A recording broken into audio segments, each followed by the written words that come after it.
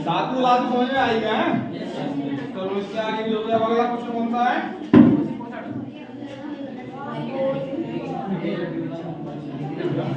स्वपोषी पोषण किसे कहते हैं? स्वपोषी पोषण मतलब स्वयं के द्वारा पोषण। स्वपोषी पोषण, स्वपोषी मतलब स्वयं, जो स्वयं भोजन अपना बना रहा है। स्वपोषी पोषण एक होता है परपोषी पोषण, एक है स्वपोषी पोषण। ठीक है, तो स्वपोषी पोषण वह पोषण जिसमें जीव अपना भोजन स्वयं बनाते हैं, स्वपोषी पोषण है। स्वपोषी का मतलब स्वयं के द्वारा,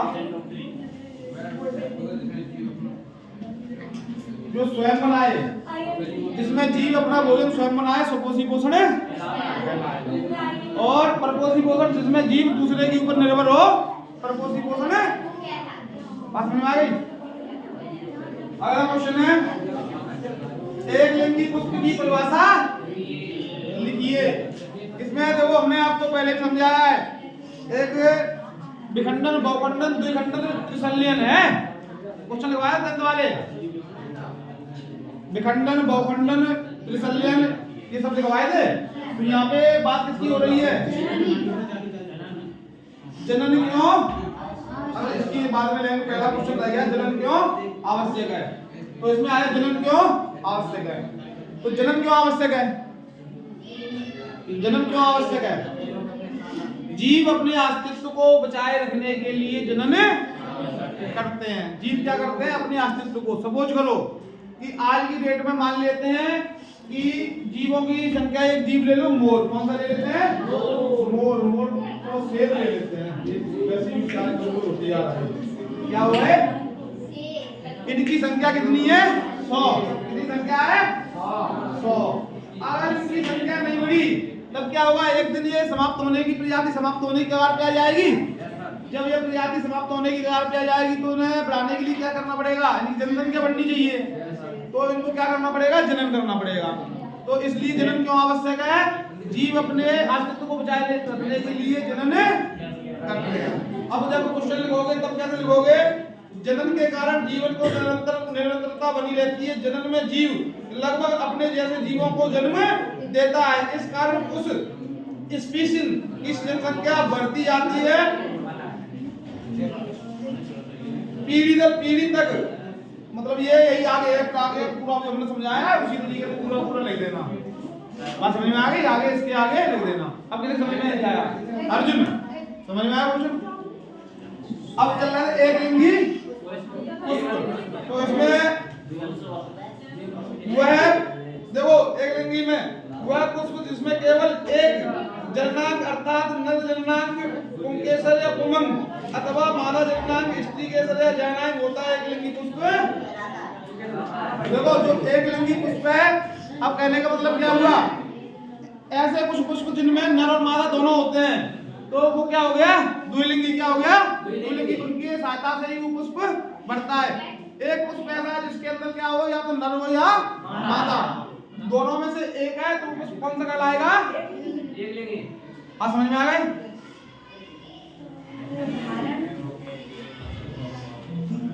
मेंडल ने अपने प्रयोगों के लिए मटर के पौधों का ही चयन क्यों किया?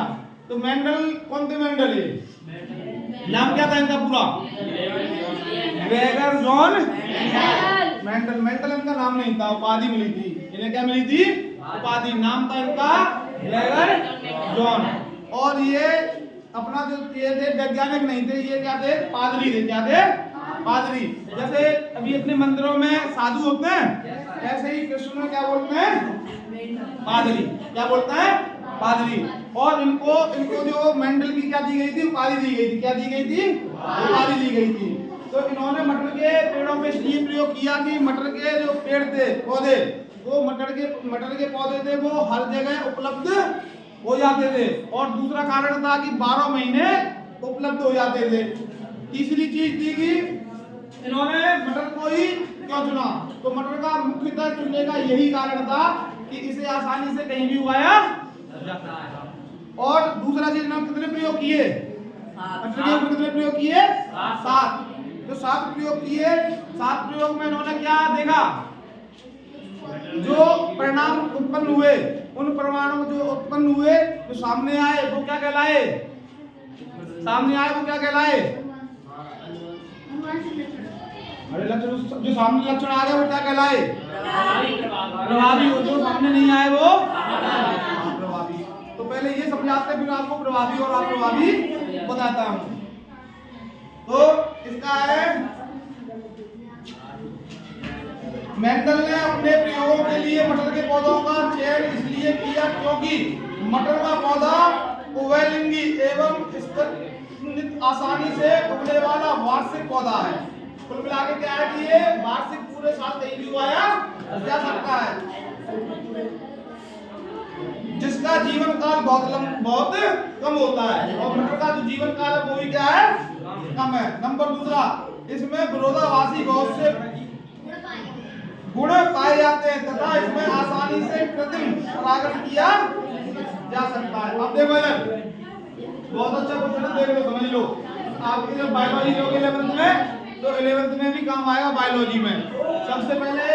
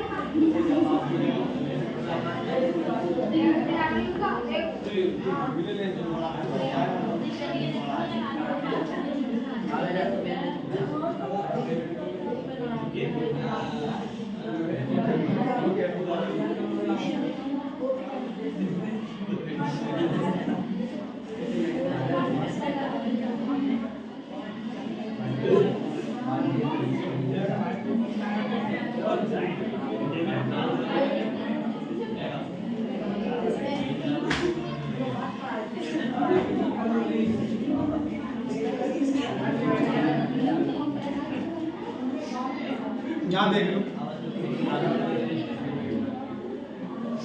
बात समझ में नहीं आएगा। अब देखो इधर, मेंडल ने क्या किया कि मटर के पौधों पर क्या किया? प्रयोग किया। क्या किया? प्रयोग किया। जब मटर के पौधों पर प्रयोग किया तो उसके बाद में क्या प्रयोग कितने किए? कितने प्रयोग किए? कितने साल तक किए? कितने तक किए? 7 साल तक। कितने साल तक? बात समझ में नहीं आ गई? यहाँ पे बात समझ में आ गई? अब इनका पूरा नाम क्या हुआ? Gregor John Mendel. पूरा नाम क्या हुआ? Gregor John. अब उसके बाद में इन्होंने क्या देखे? उसके अंदर लक्षण क्या देखे? लक्षण कितने देखे इन्होंने? लक्षण आए तो दिखाई दिया वो लक्षण, वो क्या था? नहीं दिखाई दिया वो। अब इसे उदाहरण के लिए समझते हैं कि मान लेते हैं कि इसे लेते हैं इंसानों के ऊपर, फिर बाद में चलते हैं मटर के ऊपर। ये इंसानों से ही जुड़े हुआ है, ये जो शोध है वो इंसानों से ही बाद में जुड़ जाता है। तो ए नाम का एक व्यक्ति था, वो क्या था? मेल। क्या था? मेल। और बी नाम का था जो क्या थी? फीमेल। जब इनसे नई संतति उत्पन्न हुई, तो उसका नाम था सी और बी। अब मान लेते हैं जो ए नाम का था, ए नाम का इसकी लंबाई थी 6 फुट। कितनी लंबाई थी? 6 फुट। रंग कैसा था? काला। रंग कैसा था? काला। कोई चीज ले लेते हैं। अब इसकी बात करते हैं, इसकी लंबाई कितनी थी? 4 फुट। कितनी थी? 4 फुट। रंग कैसा था? गोरा। और इसके लेते सर पे बाल, मान लेते नहीं थे, नहीं है। और इसके अब देखो, दोनों में क्या है? दोनों में विपरीत अंतर है। दोनों में विपरीत अंतर है। अब जो नई संतति पैदा हुई तो उसके अंदर क्या हुआ? सी के अंदर गुण आ गए। कौन से पता है? सी के अंदर गुण आ गए ये वाले, और बी के अंदर गुण आ गए ई के। तो अब ए में कौन से गुण प्रभावी हुए और कौन से अप्रभावी हुए? प्रभावी गुण कौन से हुए? ए के जो बी है, बी के अंदर किसके गुण आ गए? किसके आ गए? ए के। और सी के अंदर तो सी के अंदर बी के गुण आ गए तो किसको कौन से गुण तो नहीं दिखाई दिए अप्रभावी गुण कौन से हो गए? ए के गुण क्या हो गए? अप्रभावी। और बी के गुण अगर इसके अंदर आ गए तो क्या हो गए? सी के इसके अंदर आ गए तो उसमें ए क्या प्रभावी हो गए, उसके अंदर बी क्या प्रभावी हो गए।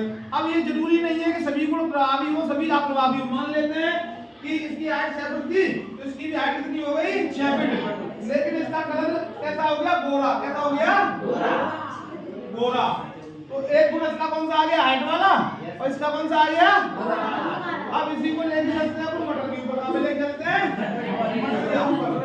देखो मटर थी पहले कैसी? गोल। कैसी थी? लक्षण है उसके। और फिर क्या थी? हरी, चमकदार हो गई। मटर का जो दाना था वो कैसा था? गोल। और फलियां कैसी थी? और देखने में मटर कैसी थी? अब जो इससे नई बनी वो कैसी हो गई? चपटी। कैसी हो गई? चपटी। हरी से क्या हो गई? पीली। क्या हो गई? पीली। और चमक कम। तो दोनों के पौधा तो एक ही था, मटर नहीं था, एक ही पौधा था, लेकिन उसके लक्षण यहाँ पे क्या हो गए? बदली हो गए। हो गए बदली। तो जो लक्षण बदली हो गए वो क्या कहलाएंगे? अप्रभावी। और जो दिखाई देगा सही है वे क्या कहलाएंगे? अप्रभावी। अगला क्वेश्चन लेते हैं। अगला क्वेश्चन क्या है? अनुवांशिकता किसे कहते हैं? ये भी इसी पाठ का है। जीवनधारियों की पीढ़ी दर पीढ़ी विभिन्न लक्षणों का संरक्षण अनुवांशिकता। अब देखो अभी आपके यहाँ पे पढ़ने को आ रहा है, क्या नाम है? सूरों से जो आए क्या कहलाते हैं? पंडा। जो सूरों से आए अभी जगह जानते सभी? चलो इसके ऊपर मैं बताता हूँ। देखो ओए आवाज नहीं। हमारे पूर्वज बहुत होशियार थे तो उन्होंने क्या किया कि बोला प्रत्येक व्यक्ति अगर अपना बही खाता लिखेगा तो क्या होगा? नहीं लिख पाएगा और गलत भी लिख सकता है। तो उन्होंने एक व्यक्ति नियुक्त किया और उस व्यक्ति को काम दिया कि तुम हमारी वंशावली लिखोगे। क्या लिखोगे? वंशावली। जगह क्या लिखते हैं अपनी? वंशावली। अब ये जो वंशावली है ये कुछ नहीं से रिलेटेड है।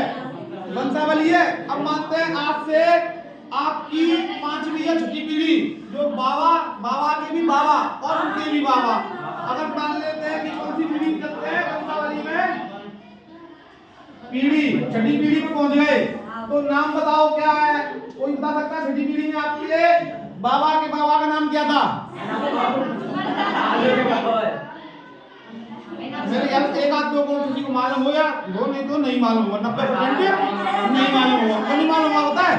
क्योंकि हमें जरूरत पड़ती है अपने बाबा की, फिर उसके बाद में उनके जो पिताजी थे उनकी, या उससे मुश्किल से आगे तक जानते हैं, उसके आगे जानने की आवश्यकता नहीं रहती है। तो इसके लिए हम क्या करते हैं? वंशावली कहाँ से मालूम करते हैं? जगह आता है, जब आता है आपके घर पे तो पूरी वंशावली आता है पूरी वंशावली। तो जब से आपके पूर्वज हैं तब से बता देगा कि आपके पहले पूर्वज कौन थे, कहाँ पे रहते थे, फिर वो उनकी शादी कहाँ पे हुई, उनके कितने बच्चे हैं, सब कुछ बताया जाता है। और लिखित में रहता है। किसमें रहता है? लिखित में रहेगा।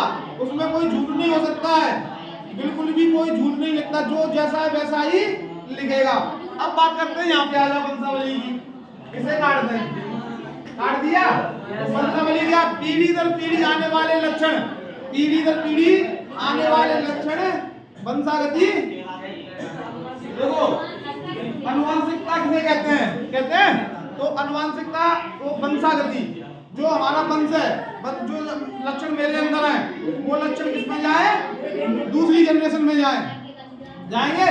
तो जो दूसरी में जाएंगे क्या कहलाएंगे? अनुवांशिकता कहलाएंगे। जैसे देखा है जनरली, फिर से देखा इधर अभी जो हमने समझाया था उसी को फिर से समझ लें कि मान लेते हैं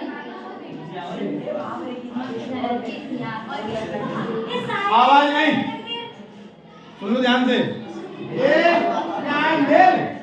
ये क्या है? फीमेल।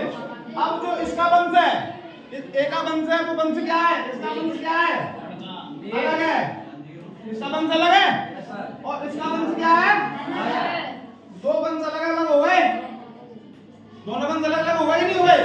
अब जब ये दोनों मिले, मिलने के बाद में जो नई संतति पैदा हुई, मान लेते हैं क्या हुई, डी, क्या हुई, डी। अब डी जो पैदा हुई तो इसके अंदर जो लक्षण है वो किसके आएंगे, या तो ए के होंगे या बी के होंगे। अब जो ए के होंगे तो कहने का मतलब क्या, जो हमारे पूर्वज हैं जो उनके अंदर गुण थे वही गुण किसके अंदर आ गए, डी के अंदर। अब या इनके नाना नानी, बी कौन हुआ, नाना या नानी, डी का बी कौन लगा, नाना या नानी। और यहाँ पे क्या लगे, पिताजी बाबा या दादा, भाई ये इनके नाती, ये इनके पिताजी थे, तो बाबा या दादा। अब जो इनके अंदर इसके गुण आ गए वो किसके आए, नाना या नानी के, और इसके अंदर आए वो दादा या दादी। बात समझ में आ गई, यही कहलाएगी अनुवांशिकता। क्या कहलाएगी, अनुवांशिकता। समझ में आ गया। तो आज के लिए इतना ही।